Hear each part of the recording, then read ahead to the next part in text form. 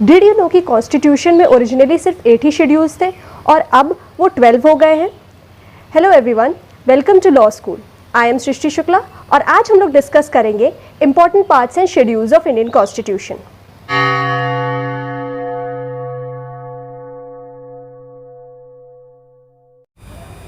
Indian constitution में 395 articles, 22 parts and 12 schedules हैं। तो आइए जानते हैं some of the important parts of Indian Constitution. Part 1 of the Indian Constitution lays down provision for Union and its territory, and this part should be read with first schedule, which provides list of various states and Union territory. इस part में Article 1 से लेकर Article 4 तक दिया हुआ है। Part 2 of the Indian Constitution provides for citizenship. इसमें Article 5 से लेकर Article 11 तक provisions है। Part 3 of the Indian Constitution is the most important part. It provides for fundamental rights. It ranges from Article 12 to Article 35. Part 4 of the Indian Constitution lays down directive principles of state policy and इसमें Article 36 से Article 51 तक provisions है। Part 4A of the Indian Constitution lays down fundamental duties. इसमें 11 fundamental duties दी हुई हैं, जिसमें से 11th वाली 86th amendment से जोड़ी गई थी। इस part को 42nd amendment 1976 से ऐड किया गया था। Part 5 of the Indian Constitution makes provision for Union and its various organ. इसका Chapter 4 Union Judiciary की बात करता है from Article 124 to Article 144. Part 6 talks about states और इसका Chapter 5 State Judiciary की बात करता है from Articles 214 to Article 237. Part 11 talks about center-states relationships. Part 14 lays down services under Union and state. और पार्ट 14A जो कि ऐड हुआ है 42nd अमेंडमेंट से, it lays down provisions for tribunals.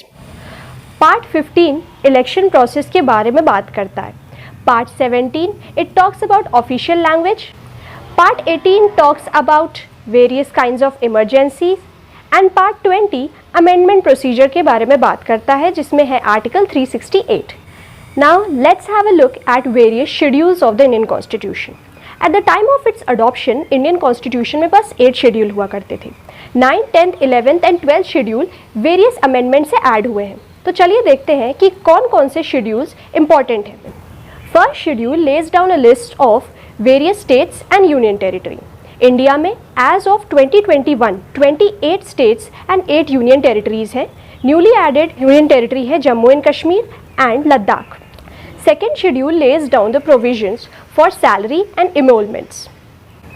Third schedule provides for the form of oath and affirmations. Fourth schedule lays down the provisions for allocation of seats in Rajya Sabha.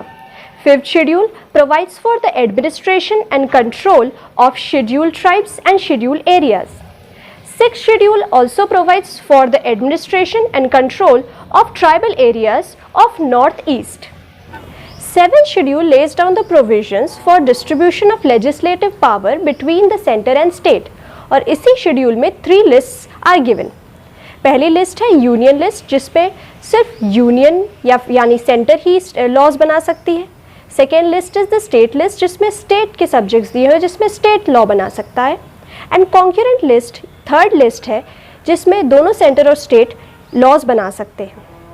8th schedule lays down the list of 22 recognized languages in India.